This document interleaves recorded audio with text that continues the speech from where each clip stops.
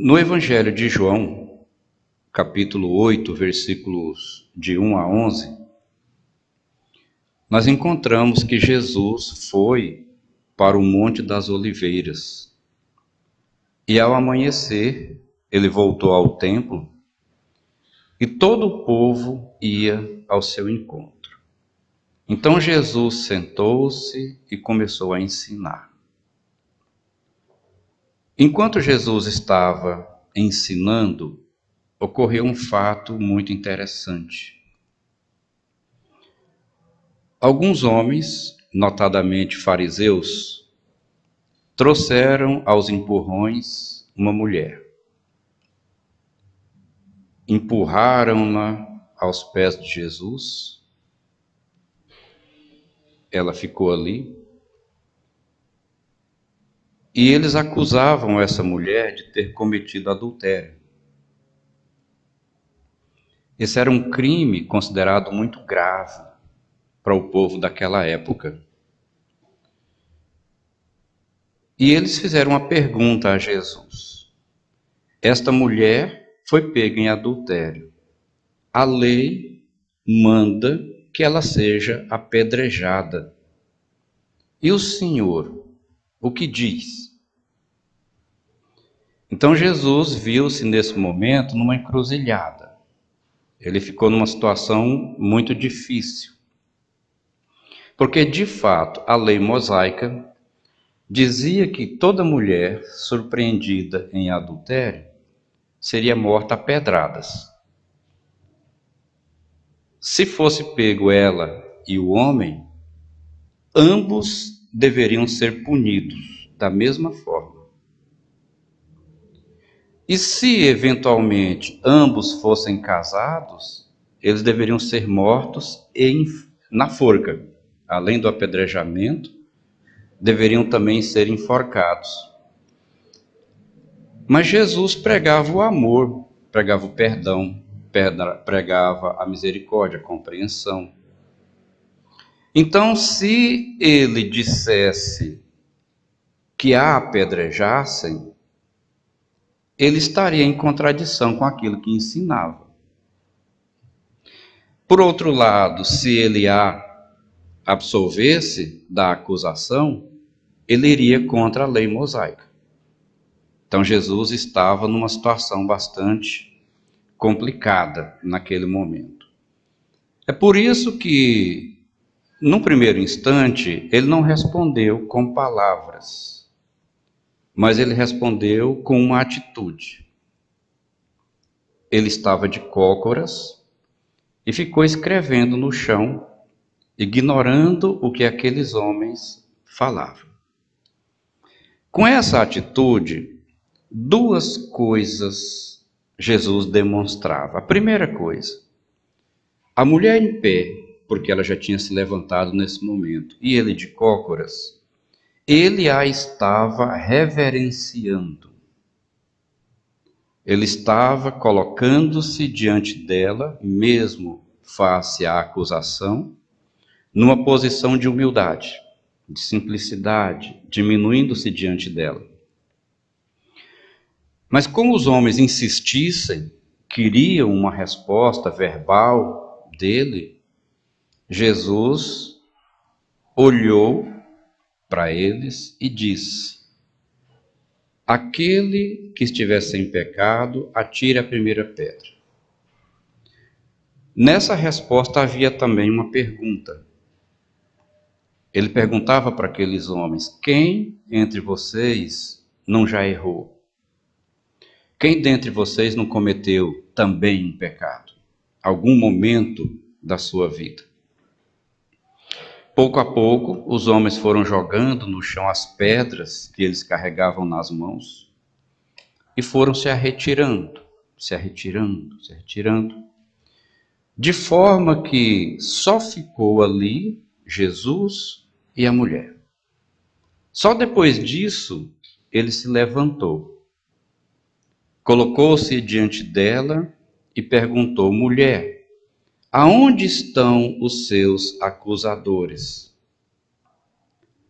E ela disse que eles tinham ido embora. que não a acusaram mais. E ele respondeu: eu também não te acuso. Vá e não peques mais.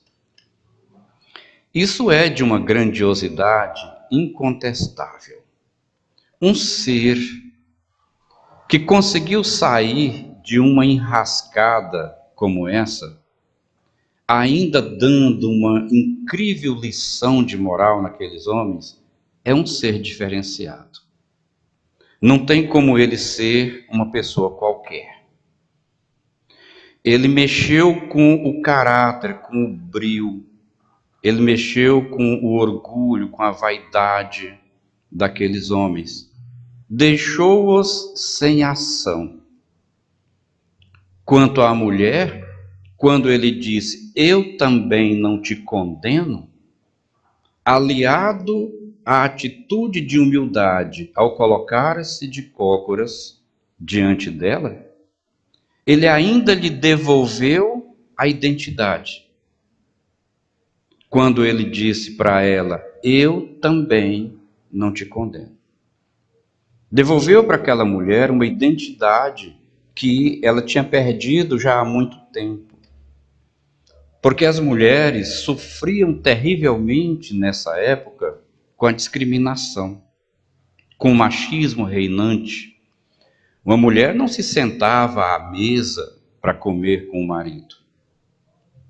A mulher era de toda sorte maltratada, diminuída, considerada impura em alguns momentos dos seus dias.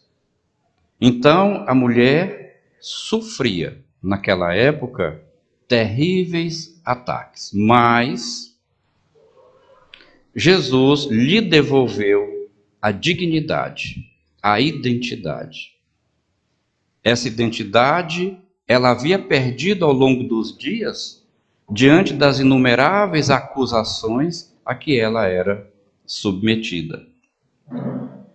Essa passagem do Evangelho, muito conhecida de todos nós, foi num primeiro momento rejeitada, ignorada pela igreja. A igreja achava que colocar essa passagem nos evangelhos era um absurdo, porque Jesus não poderia ter ido contra a lei, defendido, ainda que com outras palavras, sem responder diretamente, aquela mulher. Então, durante mais de 1000 anos, essa passagem ficou esquecida, trafegando de escritura para escritura. Durante os primeiros 500 anos, os padres a recusaram, os latinos. Depois, durante 1000 anos, os gregos recusaram essa passagem. Então, depois de muito ter migrado entre as diversas escrituras, é que finalmente essa passagem foi inserida no Evangelho de João. Fica muito claro naqueles dias que o objetivo dos fariseus e dos escribas não era aquela mulher. Eles não queriam nada com ela. O problema deles não era ela. O problema ali era político. Como hoje, era um problema político. E todo problema político, às vezes, para ser resolvido, lança-se mão dos mais variados ardis. Então, os escribas e fariseus queriam politicamente colocar Jesus em desvantagem. Eles queriam encontrar um motivo para que Jesus fosse preso antes do que foi e condenado pelas coisas que ele falava antes de ter sido condenado. Mas a sabedoria de Jesus levou-o a sair muito bem dessa situação. Ele quis deixar claro para todos nós que Deus nunca condena ninguém, jamais, em hipótese nenhuma. Por isso que ele disse para a mulher: eu também não te condeno. Mas ele era o Jesus, o Cristo, o Filho do Deus vivo. Podemos dar a definição que quisermos. Ele era muito grande. Como poderia ele não condenar aquela mulher? Para os homens daquela época, e até mesmo as próprias mulheres, era algo inconcebível. Mas ele estava mostrando para a posteridade que Deus não condena. Mas será que é isso que a humanidade aprendeu ao longo de 2000 anos? Será que a gente hoje vive sem condenar? Ou será que no contexto social, político, no contexto religioso da atualidade, nós vivemos humilhando, ridicularizando, descartando as pessoas? Será que hoje, nesse cenário político, religioso, social, será que as relações humanas não estão vazias? Essas relações humanas não estão desembocando para a própria barbárie, numa demonstração gritante de que aquela ação de Jesus não representou aparentemente nada para a humanidade? Já começa com o esquecimento do texto bíblico por mais de 1000 anos, ignorado, até finalmente aparecer no Evangelho de João. Já começa por aí.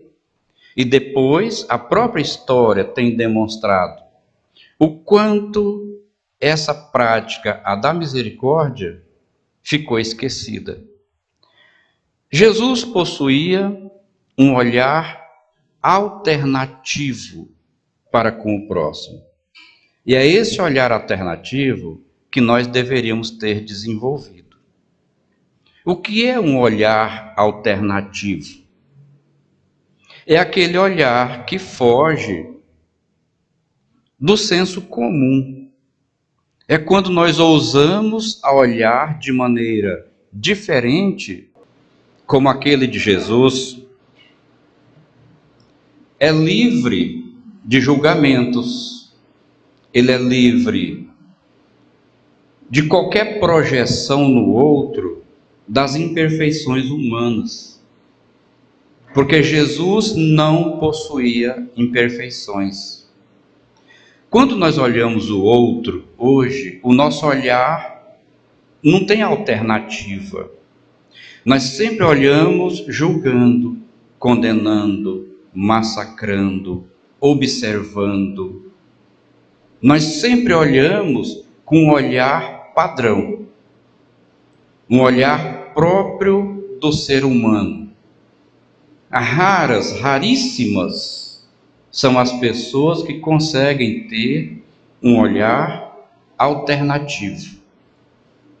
Geralmente, quando nós olhamos o outro, e nesse termo olhar, nós podemos entender o diálogo, a convivência. Nós geralmente inoculamos nas pessoas as nossas próprias imperfeições. Eu costumo ver orgulho no outro quando eu sou orgulhoso. Eu costumo ver no outro a imperfeição A, B ou C quando eu as tenho em mim mesmo. Então nós não exercitamos o olhar alternativo de Jesus, por uma razão muito simples. Ao longo do tempo, para a humanidade, Jesus existe para os tolos. Jesus é para gente fraca. As coisas que ele fez e que ele falou, para mim, não trazem nenhuma significação. Então, no meu dia a dia, eu simplesmente o ignoro, porque não o conheço. Eu sei da sua existência, eu sei que ele morreu na cruz, eu sei alguns dos ensinamentos que ele deu e que tornaram-se jargão, mas eu nunca usei isso que ele ensina ou que ele ensinou para a minha própria vida. Eu simplesmente ignoro. Então, quando esse mal toma conta da humanidade, é uma doença comportamental. Quando esse mal chega nas instituições religiosas, essa doença torna-se cancerígena, de difícil cura, realmente. Quando nós percebemos que mesmo dentro das instituições religiosas, o olhar não é alternativo. Ele é o mesmo olhar acusador de sempre. Às vezes assemelhamo-nos aos homens que arrojaram a mulher aos pés de Jesus. Imaginem a cena. Ele de cócoras, aquela pobre mulher chorosa ali em pé, e aquela dezena de homens truculentos, cada um com 7 pedras na mão. Já ouviram esse termo? Você já vem com 7 pedras na mão. Antigamente isso era muito usado para definir a pessoa agressiva. A pessoa que não sabe conversar com o outro com educação. Ela sempre vem já com 7 pedras na mão. Nós, na maioria das vezes, vivemos com 7 pedras nas mãos. Era assim que eles estavam. E se Jesus dissesse, cumpra-se a lei de Moisés, apedrejem-na, imediatamente cada um deles atirariam aquelas pedras. E habituados a fazer isso, eles possuíam uma pontaria certeira. Narra a história que eles atiravam a pedra primeiro na cabeça. Às vezes, ao mesmo tempo, várias grandes pedradas acertavam a cabeça da mulher. Ela caía. E depois que ela caía sangrando, eles continuavam a atirar as pedras. Alguém ia lá, verificava se ainda respirava, se ainda estivesse vivo, continuavam o apedrejamento. Narra, por exemplo, no livro Paulo e Estevão, sobretudo, o apedrejamento do Estevão. E é muito triste esta forma de punição que existia naquela época. Hoje, nós também continuamos com as mãos cheias de pedra, continuamos apedrejando as outras pessoas. Quando é? Quais são as pedras que nós transportamos nas nossas mãos? Por exemplo, aquelas pérolas do WhatsApp, aquelas mensagens que enviamos de um para o outro, escarnecendo das pessoas. Basta encontrar alguém numa fila, por exemplo, e essa pessoa talvez não esteja dentro dos padrões de beleza que a sociedade aceita, para alguém discretamente tirar uma foto, depois mandar, e essa foto viraliza nos grupos de WhatsApp, criticando, ou se aquela pessoa é de um jeito ou é de outro, tem a característica A, característica B, característica C. E o curioso é que mesmo nós, religiosos, porque assim nos consideramos, contribuímos para a divulgação disso. Atiramos essas pedras. Aqui dentro do centro, não. No grupo do centro, nem pensar. No grupo do WhatsApp do centro, só mensagens edificantes, ainda que de vez em quando resvala uma por lá. Mas quando saímos do grupo do centro espírita, é assustadora a natureza das mensagens que nós enviamos uns para os outros, versando sobre os mais variados preconceitos, versando sobre as questões envolvendo a homofobia, dentre tantas e tantas outras coisas. Então, o WhatsApp, o Twitter, o Facebook, e dentre outras redes sociais, com as suas fake news, são as pedras da atualidade. São as críticas sem piedade.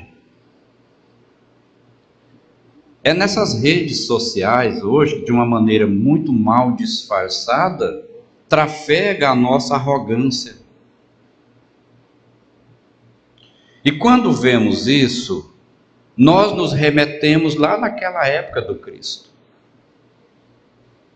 Qual foi o pecado de Estevão? Acreditar em Jesus Cristo. Qual foi o pecado de Saulo de Tarso que mandou apedrejar o Estevão? Acreditar na lei de Moisés. Qual foi o pecado comum entre os dois? Ambos serem fiéis a Deus. Mas o problema é que ambos eram fiéis ao mesmo Deus, mas partiam de premissas falsas. O Saulo achava que só a lei conduzia a Deus, e o Estevão queria ignorar a lei, porque só o Cristo é que interessava. E por conta disso as perseguições aconteciam. Como o Saulo tinha nas mãos o poder, contribuiu para que Estevão fosse morto a pedradas. Não é o que a gente faz hoje? O adepto da religião A apedreja o adepto da religião B. O adepto da religião B apedreja o adepto da religião C, cujo pecado foi realmente acreditar de uma maneira diferente que nós. Isso vai mudar algum dia? Para que isso mude, é necessário que nós desenvolvamos um olhar alternativo. Nunca é demais divulgar o bem. No grupo de WhatsApp da Casa Espírita, por exemplo, todos os dias pela manhã, alguém coloca lá Momento Espírita. Uma mensagem falada, com imagens, que nos levam a refletir sobre um tema qualquer, é edificante. Depois alguém coloca lá pílulas, depois alguém coloca lá a mensagem do dia, depois o outro coloca um bom dia, depois o outro coloca alguma coisa edificante. Mas às vezes aquilo não passa de uma convenção social. Para o meio espírita, eu preciso me mostrar espírita. Para o meio no qual o espírita não vai ver, eu me mostro exatamente como eu sou, com todas as pedras possíveis e imagináveis que pode nascer no meu coração. Nós atiramos pedras até mesmo quando estamos dentro da instituição religiosa, no momento em que ignoramos o que estamos fazendo ali. Até mesmo nesta hora, nós estamos agindo com as pedras nas mãos. E nesse caso, as pedras são atiradas exatamente contra o próprio Cristo. É nesse momento, então, em que há as voltas com a nossa arrogância, que aparece aquilo que causou curiosidade em muitas pessoas ao longo da semana, quando anunciamos a nossa palestra de hoje. A arrogância é a base dos 4 ins. E muita gente queria saber o que é ins. Foi eu que inventei o ins. O primeiro in vem de individualismo. Nós vivemos de uma forma individualista. A pessoa individualista, de acordo com o dicionário, é aquela que pensa e age sem depender dos outros ou sem se sujeitar às normas gerais. Quais são as normas gerais do ponto de vista cristão a que nós deveríamos nos submeter?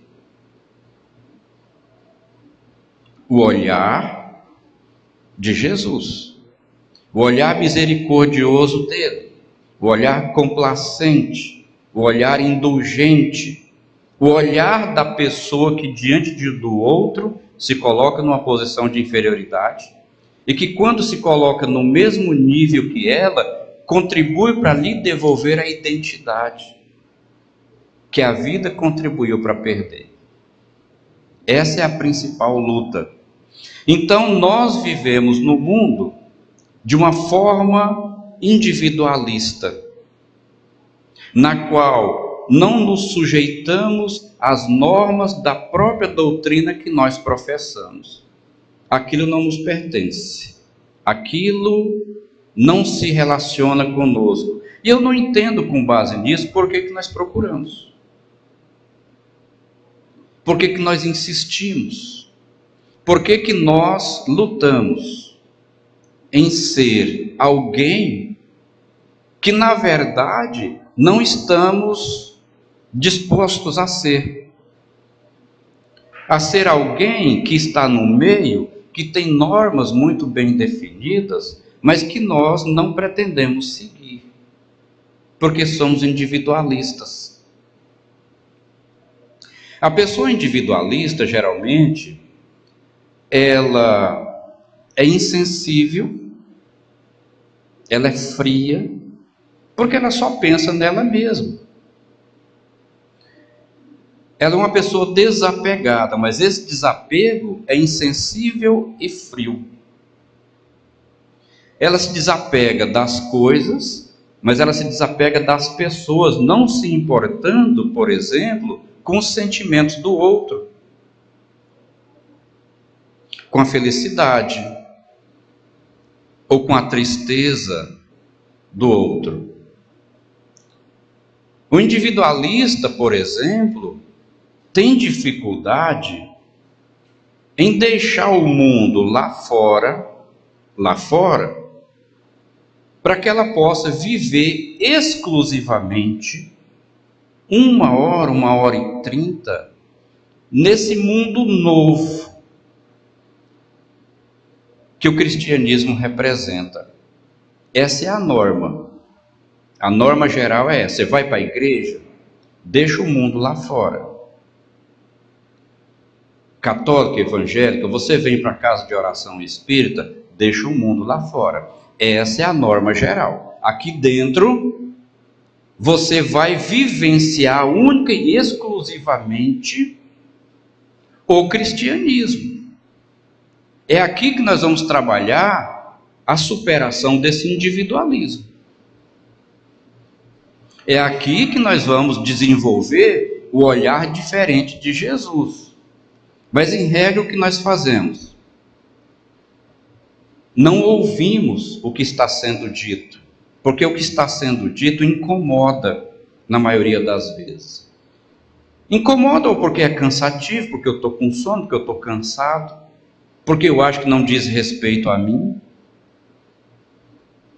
porque eu só vim aqui para receber o paz, porque eu só vim aqui acompanhando alguém. Se eu pudesse mesmo, eu estava lá fora. Se tivesse um jardinzinho com um banco, eu preferia ficar sentado lá. No celular, claro. Nas redes sociais, claro. Atirando as pedras, claro. Então, não se importa o individualista se as suas ações causam sofrimento ou infelicidade. O individualista geralmente é uma pessoa vazia, incapaz de sentir e de se emocionar, porque ele é individualista, ele se preocupa consigo mesmo, apenas. Desde que seja para defender o meu bem-estar, que o outro chore, que o outro sofra, que o outro esperneie. Essa era a atitude dos homens que levaram a mulher lá diante de Jesus. Será que eles não entenderam que ela era um ser humano? Que devia estar doendo nela? Sabe? Eles não enxergaram que eles próprios tinham erros. Eles não perceberam isso. Eles eram insensíveis, vazios. Sabe, dá uma pedrada naquela mulher por algo que supostamente ela fez e não fez sozinha, que não levaram o outro, aquilo não despertava neles qualquer emoção. Então, quando nós nos identificamos com isso, nós temos um problema grave, muito sério, que precisa ser trabalhado, que precisa ser tratado. Precisamos mudar o nosso olhar. Isso nos remete ao segundo in, que é a intolerância. Geralmente, o individualista é também uma pessoa intolerante. O que sobressaía naquela época? A intolerância. Intolerância dos romanos em relação a todos. Intolerância dos judeus em relação aos samaritanos. Intolerância de todos em relação aos publicanos. Intolerância dos judeus em relação aos nazireus. Porque os nazireus usavam cabelo comprido, não tocavam em coisas impuras, não tocavam no morto, não bebia algo advindo do vinho, isso era um nazireu. Até hoje alguns segmentos querem condenar Jesus porque usava cabelo comprido, hábito dos nazireus, assim como era Sansão. Porque confundem nazireu com nazareno. Jesus Nazareno não é a mesma coisa de Jesus Nazireu. Mas quem está preocupado com isso? Isso é coisa para quem gosta de viver com o rosto enfiado na Bíblia e estudando. Isso não me diz respeito. Saber o que é Nazireu ou Nazareno não vai fazer diferença na minha vida. Mas aquele povo era intolerante, pobrezinha. Eles não queriam saber dela, não. Então, toda pessoa intolerante, ela possui rigidez psicológica. Toda pessoa excessivamente rígida psicologicamente, ela tem dificuldade de lidar, inclusive consigo mesmo. E, sobretudo, ela tem dificuldade para rejeitar o que é diferente. As situações, as pessoas que são diferentes, o intolerante tem dificuldade de aceitar. Uma das coisas mais difíceis na vida é o interrelacionamento. É relacionarmos-nos com o outro, porque não somos iguais. Em todo lugar que nós formos e que precisarmos interrelacionar, temos dificuldade, por causa do diferente. O diferente é aquela pessoa que na roda dos intelectualizados tem um raciocínio talvez mais lento. Pergunta 3, 4 vezes, vai rir da piada meia hora depois, aí ele próprio torna-se a piada. O diferente é aquela pessoa que na convivência com os lobos comporta-se como ovelha. Ele torna-se chato, indesejado.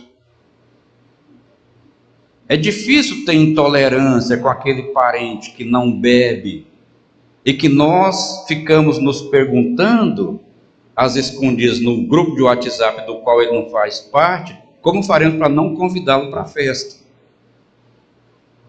Porque ele é diferente, ele não bebe. Aí na hora da comida a gente quer beber a cerveja e comer o churrasco, ele vai chamar para fazer uma oração. É um momento chato, a festa esfria, cai o ritmo. Então, essa pessoa, eu tenho uma tendência de rejeitar, mas deveria ser o oposto.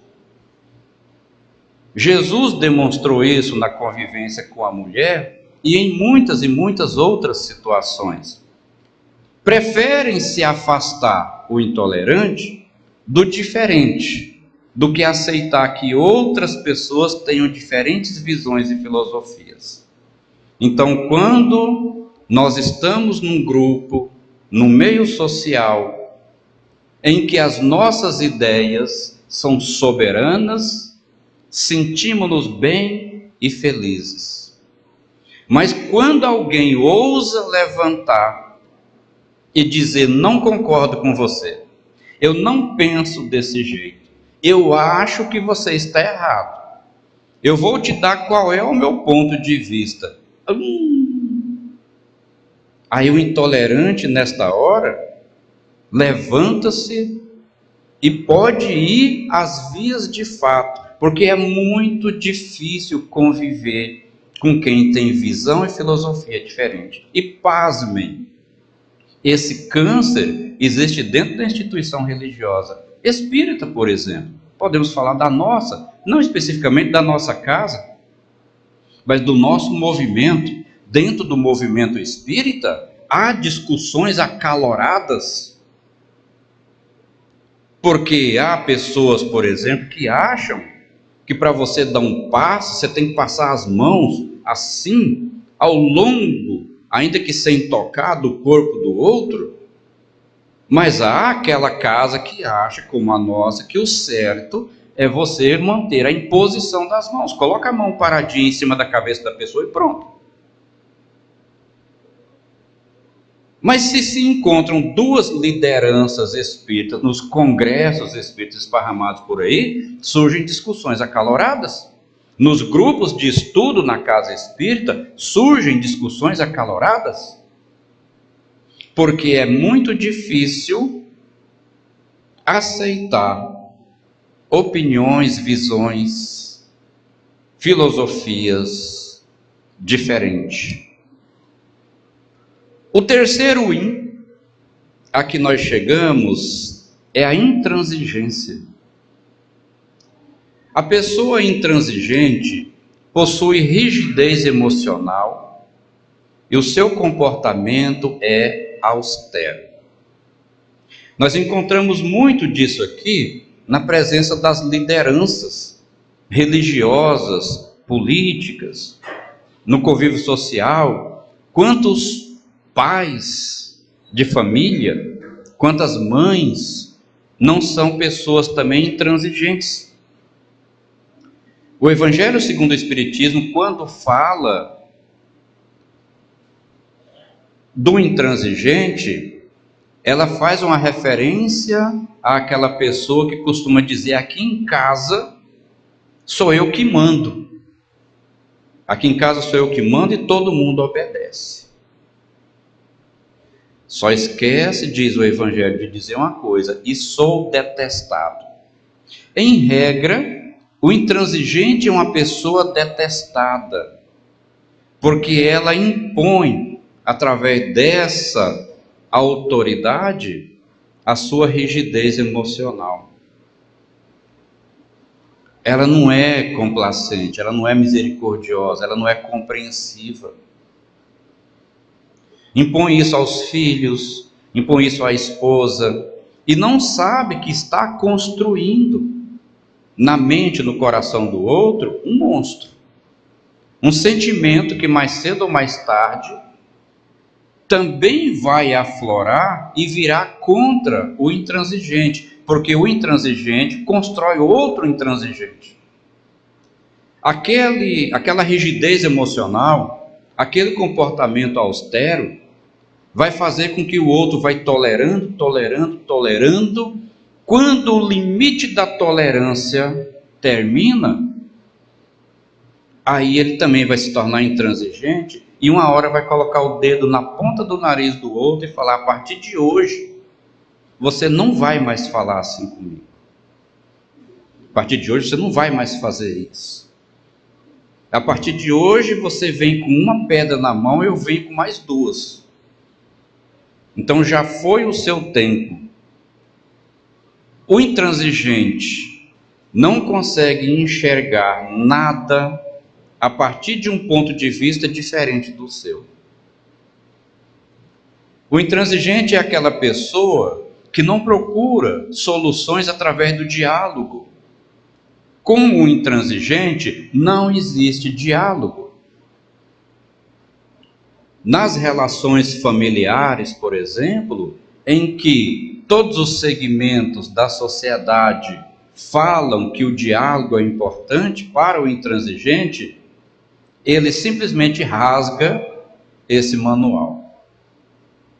E isso existe também no âmbito religioso. Aquela pessoa que lidera uma instituição de uma forma austera e com rigidez emocional. Mas é bom que se faça a diferenciação entre austeridade, rigidez emocional e cumprimento de regras. Porque lembrem-se que lá no individualista é uma pessoa que não tem condições, não gosta de aceitar regras. Então, às vezes, ao liderar pessoas, a intransigência torna-se útil quando você lida com quem não gosta de cumprir regras. É nesse ponto que muitos pais de família sucumbem, porque ele estabelece rígidas regras para o lar, mas não tem a habilidade de lidar com aquele que não consegue entender e cumprir as regras. Então, nesse ponto, ele deveria enxergar a partir do ponto de vista do outro. E isso só é possível quando existe diálogo. Então eu vou ouvir a minha esposa. Tudo bem, qual é o seu ponto de vista a esse respeito? Aí ela, meu ponto de vista é, quando ela fala ela nem, não, mas você está errada, e ele começa a colocar o dele de novo. Ela sequer conseguiu se expressar. E aí vai gerando um problema gravíssimo. Na convivência com os filhos, não é diferente. Às vezes a criança vai adentrando a adolescência, ali sobretudo depois dos 10 anos, 11, 12 ainda é criança, passou dos 12 já é adolescente. Desde a pré-adolescência e pela adolescência afora, as crianças têm opinião formada. Para quem é professor aqui da educação básica, sabe muito bem como que é isso. Eu leciono para crianças hoje do 6º e do 8º ano, está na faixa dos 11 e dos 12 anos, eles têm opinião formada. Eu promovi essa semana um debate quando eu perguntei: a água que os dinossauros bebiam há milhões de anos é a mesma água que nós bebemos hoje? Está aberto para o debate. Se eu não tomasse cuidado, alguns meninos lá iam se engalfinhar com o outro. Porque alguns diziam que é mito, outros diziam que é verdade. O que me dizem os senhores? Se abrir para o debate e eu disser que a água que o Tiranossauro Rex bebia há 300 milhões de anos é a mesma água que nós bebemos hoje, talvez é difícil aceitar. Porque a nossa razão diz que não pode, é impossível. Como a água que ele bebia é a mesma que eu bebo hoje? Mas quando a nossa mente é aberta para analisar a coisa sobre um ponto de vista diferente do que nós temos, nós vamos pensar no ciclo da água. A água que o dinossauro bebia no rio, que ele fez xixi, ela tornou-se vapor, formou nuvem, tornou chover e compor as águas do rio que o dinossauro tornou a beber, e assim foi, e assim é até hoje. A água existente no planeta hoje é a mesma que existia há milhões de anos, só mudando de estados para sólido, líquido, gasoso, através das renovações que a natureza propõe. Mas é difícil de entender e aceitar quando nós não abrimos a nossa mente para aceitar ponto de vista diferente. É isso que ocorre no seio familiar. Eu já quero dizer que não, a água que o dinossauro bebia não é a mesma que eu bebo hoje, e aí de quem falar que é. Eu estou pronto para dar um coro. É a intransigência. Ninguém consegue viver assim. Nós não conseguimos construir a personalidade, por exemplo, saudável, coerente dos nossos jovens, quando nós não ouvimos o que eles têm para dizer. E quando nós nos dispomos a ouvir o que os jovens têm para dizer, nós vamos nos surpreender. Precisamos perder a mania de nos apresentar como modelo para os outros, porque não somos. Ninguém é modelo para ninguém. O bom senso diz que nós precisamos entender qual é o ponto de vista crítico que o outro tem de si, do mundo e das outras pessoas. E a gente oferece uma visão, uma visão crítica, para que aquele ser junte com a nossa, confronte e construa a sua própria. Assim, para seguir a Jesus, é necessário que aprendamos a compreender as fraquezas dos outros. Não tem como viver num mundo de pessoas fracas sem entender as fraquezas delas. Inclusive, nós próprios devemos nos incluir no rol dessas pessoas fracas. Fracas sob que ponto de vista? Fracas sob o ponto de vista cristão. Fracas sob o ponto de vista de Jesus. É aí que nós identificamos a nossa fraqueza. É quando nós entendemos que há muita dificuldade para fazer o que ele orientou. Sabe, chegar para mim com meu pai morto lá no caixão e dizer: se você quer me seguir, vem agora. Deixa o seu pai lá que os mortos enterrem o seu morto. Me mandando ignorar o meu familiar lá no caixão.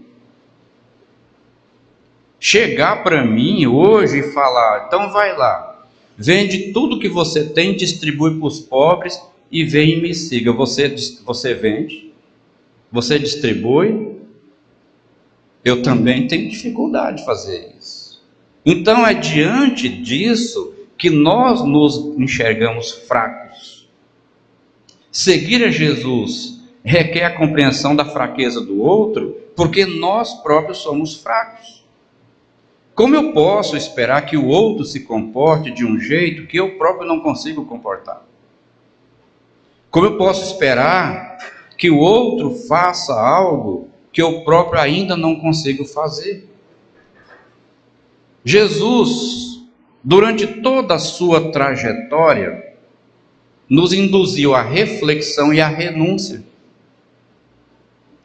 Para os homens, ele disse: faz uma reflexão, pensa em você, na sua vida, olha para dentro de você. Se você não tiver nenhum pecado, joga a primeira pedra nela. Faz isso, faz essa reflexão. E eles fizeram, deixaram a pedra cair e foram saindo de fininho. Para a mulher, foi ainda mais profundo, quando ele disse para ela: vá e não peque mais. Isso é significativo. Vá e renuncie à vida que você tinha. Renuncie a tudo que teve significação para você até esse momento. Então Jesus exige de nós reflexão. Atire a primeira pedra se você estiver sem pecado. E renúncia. Vá e não peque mais. Renuncie à vida que você tinha. Renuncie a você mesmo. Mate essa pessoa velha e permita nascer uma pessoa nova. Como fazer isso então? Compreendendo as fraquezas dos outros, quando eu não consigo fazer a reflexão com a profundidade necessária e a renúncia que o caso requer. Muitas vezes, nós vivemos esperando dos outros alguma coisa, em casa, no trabalho, na religião, na vida social. Mas o problema é que nós esperamos que os outros nos dê o que ela não tem.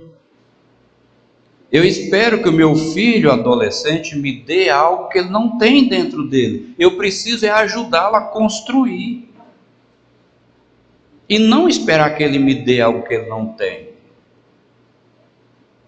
A visão crítica que ele tem é limitadíssima. Eu é que preciso ajudá-la a construir uma visão crítica para depois tentar esperar alguma coisa dele. Ninguém dá aquilo que não tem dentro de si. Ninguém, absolutamente. Não dá o que não tem dentro de si. Mas nós vivemos esperando que o marido dê, que a esposa dê, que os filhos dê, que o colega do serviço dê, que o vizinho dê, que a mãe, o pai, enfim. As pessoas das nossas relações nos dê aquilo que elas não possuem dentro delas. E não aprendemos a conviver com essa incapacidade dela nos dar o que ela não tem. Jesus sabia disso. Então, quando ele dizia que era necessário refletir e renunciar, era exatamente nesse sentido. Então, seguir a Jesus também requer a viabilização dos meios para ajudar o outro a encontrar um caminho. Vai, não peque mais. Como que nós podemos dizer para alguém vá e não peque mais, se nós continuamos indo e pecando? Que autoridade nós temos para falar para o outro, vai e não peque mais? Jesus podia. Ele é um ser puro, sem pecado. Então dizer para alguém vai e não peque mais, para ele era fichinha. Agora, com que autoridade eu falo para alguém vai e não peque mais? Então, antes de mais nada, eu viabilizo para o outro os meios de crescer partindo do meu exemplo. Nós precisamos ser exemplo. O outro só muda quando ele quer, quando ele pode, quando ele entendeu. O outro só muda quando ele efetivamente cresce. E isso não se faz mediante decreto. Algumas coisas na vida não podem ser decretadas. Por exemplo, a fé. Ninguém adquire fé mediante decreto. A partir de hoje eu decreto que o fulano de tal passa a ser uma pessoa de fé a partir da meia-noite. Não existe esse tipo de decreto. A pessoa adquire. Como a doutrina espírita fala que fé não deve ser cega, mas sim racional, uma fé, para ser racional, ela precisa ser fruto do conhecimento. Só adquire fé efetivamente quem procura conhecer sob que parâmetros a evolução da humanidade deve se dar. Então, nesse momento em que eu próprio passo a viver assim, eu vou viabilizando para o outro os meios. Então, nesta fala, partindo desta passagem em que Jesus disse àqueles homens que atire a primeira pedra, aquele que estiver sem pecado, a reflexão que nós devemos deixar é a do olhar diferenciado que Jesus possui em relação a todos nós. O olhar compassivo, o olhar compreensivo, um olhar reflexivo em relação ao próximo.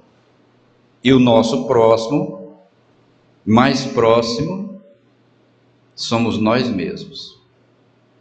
Finalizo trazendo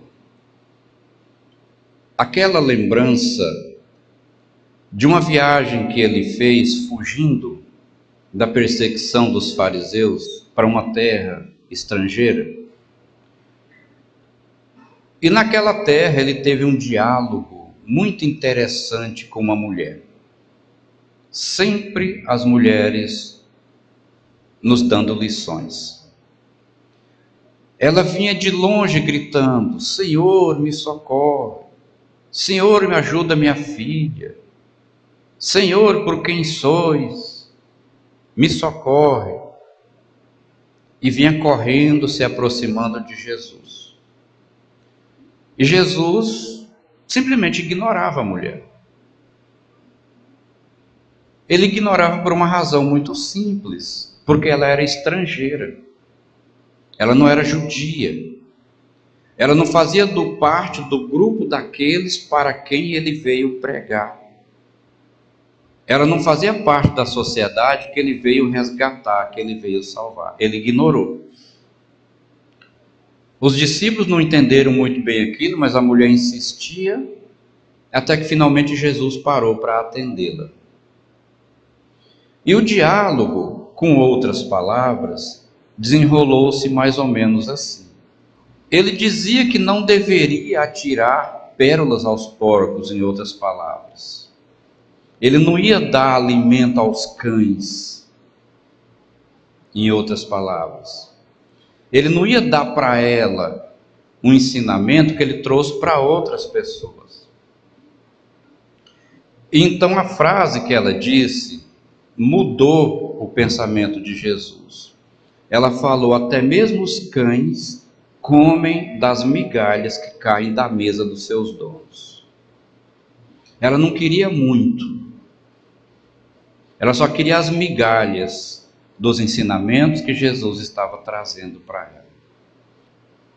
Os cães aproveitavam-se das migalhas que caíam das mesas do seu dono. Então Jesus salvou a filhinha dela. O que isso traz para nós?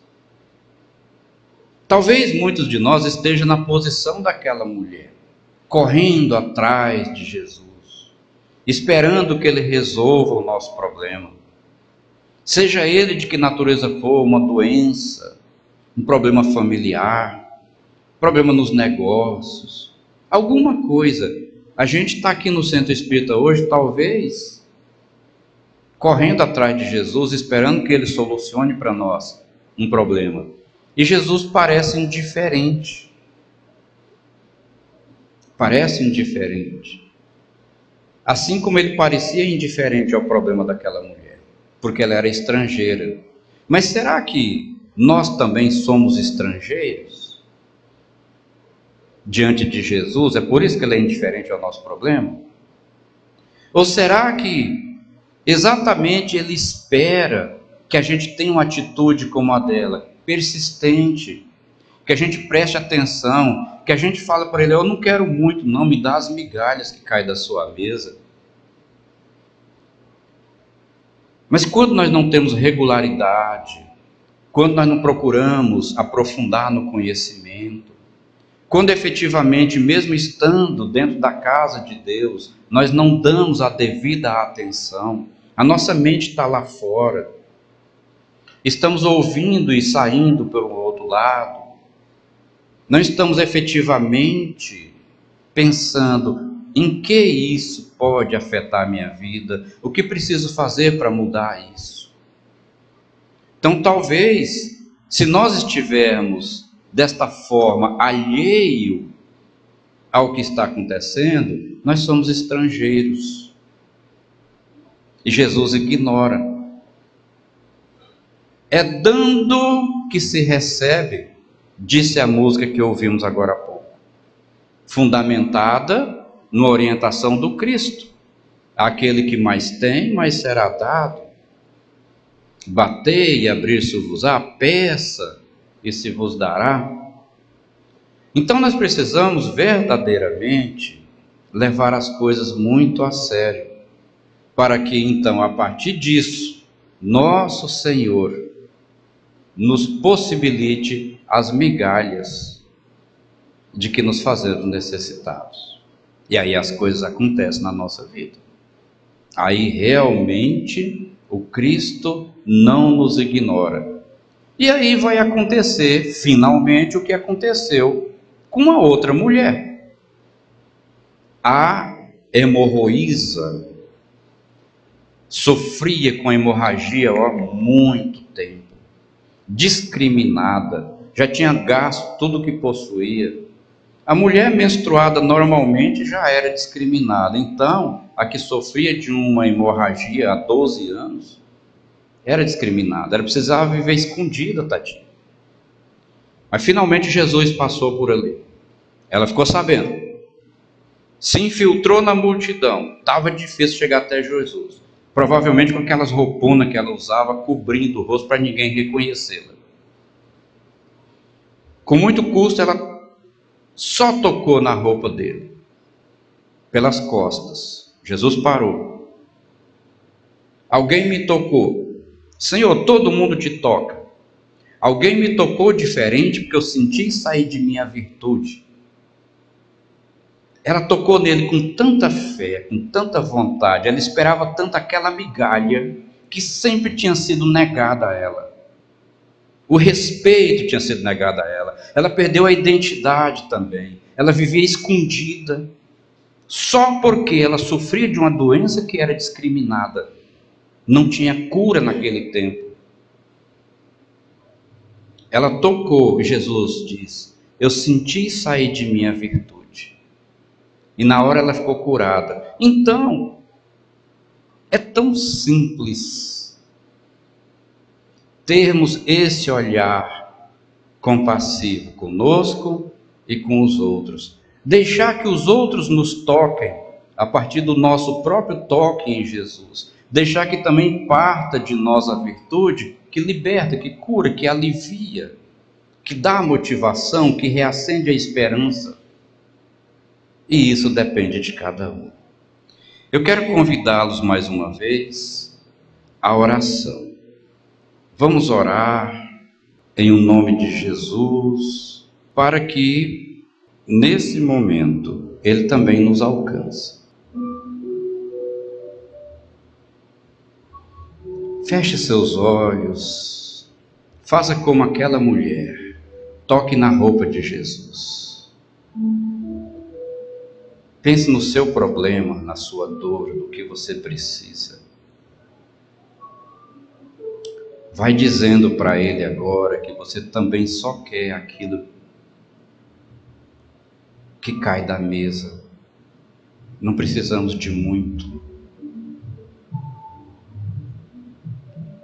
Que o Senhor nos perdoe os inumeráveis anos de ignorância, ao longo das muitas e muitas reencarnações. Que o Senhor releve a nossa pequenez. Somos crianças espiritualmente falando. Mal iniciamos a trajetória em direção à perfeição. São tantos os arrastamentos, Pai, tantos os motivos que nos desviam. Então agora é com muita humildade que prostramo-nos aos pés do seu altar, esperando que o Senhor estenda as suas mãos bondosas, das quais ainda pode-se visualizar as marcas da ignomínia humana. Faça jorrar sobre nós e nossas famílias as bênçãos que o Senhor tem para nos ofertar. Porque, Divino Senhor, nós vamos também espargir essas bênçãos para os nossos irmãos que ainda não conseguem por si sós conquistá-las. Pai, eu estou pensando agora lá em casa, nos meus familiares. Eu estou pensando naquele parente doente, naquele amigo, naquele acidentado, na pessoa que experimenta a provação da fome, do desemprego. Eu estou pensando agora, Senhor, nas minhas próprias necessidades físicas e espirituais. Então eu quero te agradecer por tudo que eu tenho, mas te pedir que conceda-me o que me falta, o que eu preciso, o que eu estou te pedindo. E estenda essas bênçãos a todos esses outros para quem eu peço e em quem eu pensei. Que nesse manancial de luzes espirituais, agora, essa minha dor desapareça. Qualquer enfermidade que eu esteja experimentando agora seja curada.